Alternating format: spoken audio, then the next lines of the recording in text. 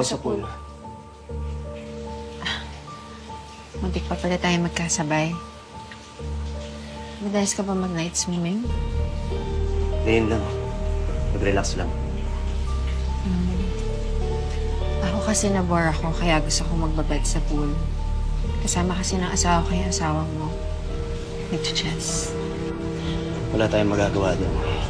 Father and daughter bonding nila yun. Pwede bang swimming na yung bonding natin? Eh, sino man ang hindi may insecure sa'yo, yung dati niyang ex, asawa mo na ngayon. Check. Well, Dad.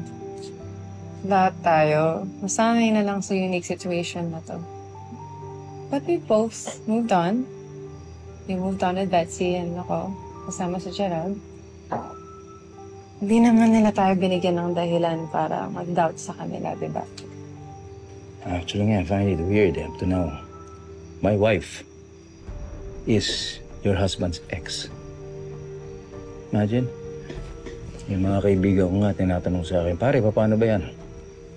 Yung manugang mo. Naging ex ng asawa mo ngayon, bago pa naging kayo.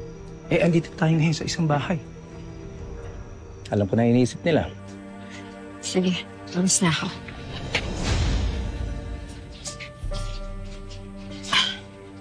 Sorry.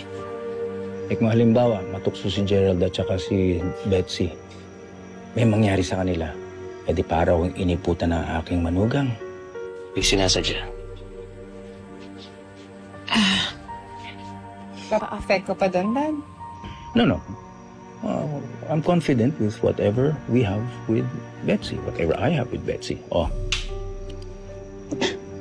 So, mabigat lang ang loob mo kay Gerald because ex siya ni Betsy? Huh? Teka.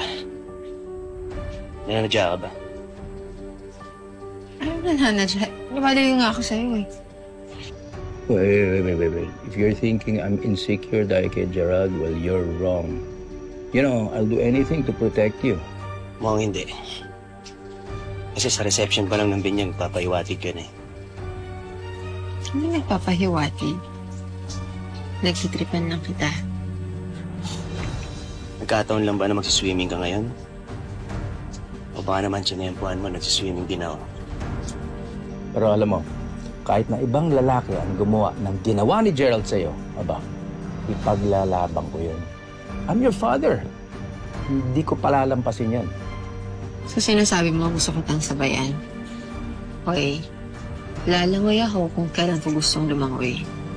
Hindi mo pagmamayari ang pool. Pero alam mo, despite Gerald's past error in judgment, mukhang okay na siya sa'yo. Mukhang loyal siya sa'yo. Loyal na. Yes, Dad. Mahal talaga ako ni Gerald. Alam ko, sasawa mo to, pati ang buong bahay. Pero tatay siya ng asawa ko. Kaya pwede ba? Iwasan natin ang mga ganitong chance encounter. After all the ups and downs, nagsinanong mali yung relationship namin, but now I know why. Because we were meant to be together. He's my soulmate. Ang feeling mo, alam mo GGSS ka. Alam mo ibig sabihin nun? Ganyan din kami ni Betsy. She's my queen now.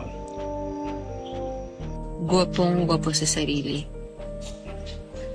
Nakakainit ka ng ulo. Pag-swimming mo. Let me tell you one thing. Never leave your king